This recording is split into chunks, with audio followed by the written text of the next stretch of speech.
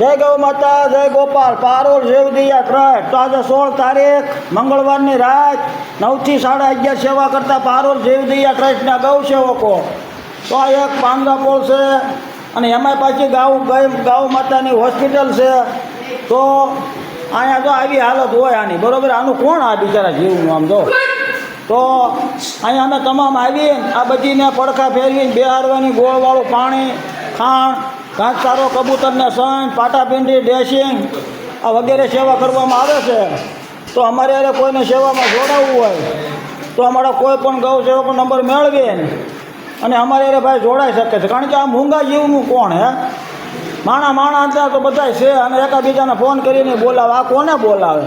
કારણ કે આના લોકોને જરૂર હતી ત્યાં સુધી રાખ્યું છે.